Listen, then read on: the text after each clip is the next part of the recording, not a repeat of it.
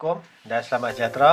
So hari ni kita masuk tajuk baru iaitu bab 10, kecerunan garis lurus. Tajuk ni senang, tak susah pun. Dia ada 4 perkara yang kita nak belajar. Yang pertama adalah kecerunan suatu garis lurus itu. Yang kedua adalah macam mana kita nak mencari kecerunan garis lurus. Ada 3 kaedah. Yang pertama kaedah dia adalah bila dibagi jarak, kita cari dia punya kecerunan. Ni kecerunan ni. Ni kecerunan. Kalau nak kata kecerunan ni lah. Ni benda ni yang turun naik. Itu kecerunan. Dan juga kalau dia bagi 2 koordinat x1, y1, x2, y2. So kita masuk dalam formula. Formula ni pun dibagi dalam peperiksaan.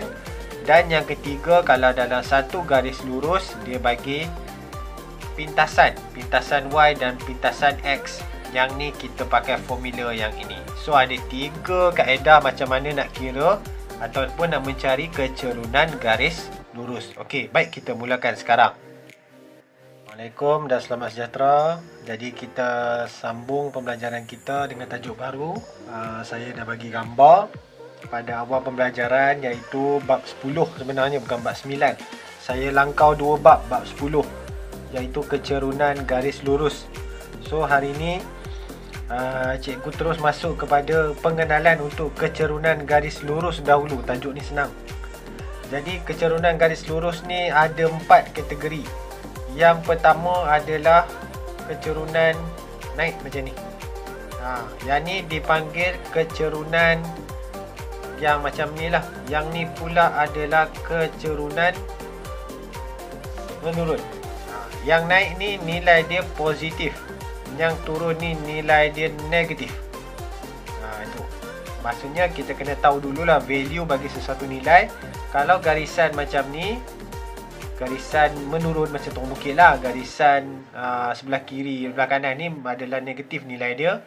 Dan ini adalah positif. Manakala kalau garisan dia straight line macam ni, mengufuk, dia punya nilai kecerunan sama dengan kosong.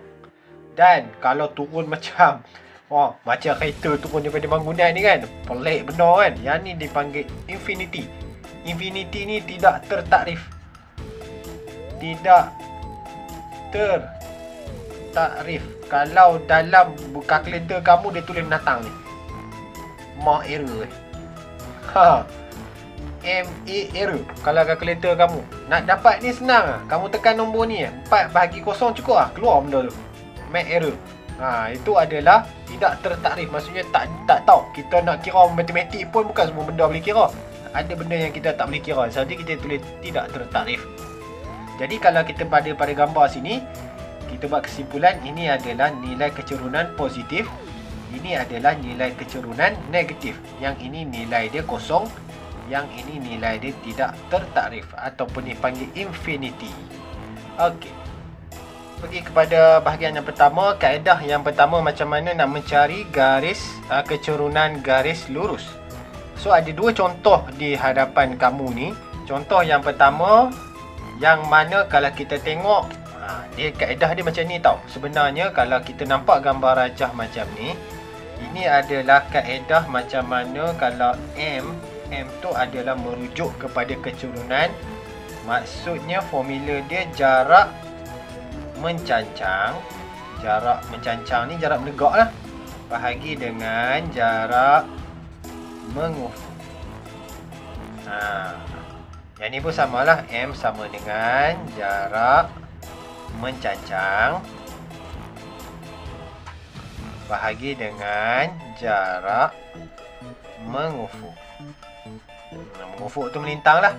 Okey, kaedah dia yang pertama, kita tengok jarak mencancang dia berapa? 4.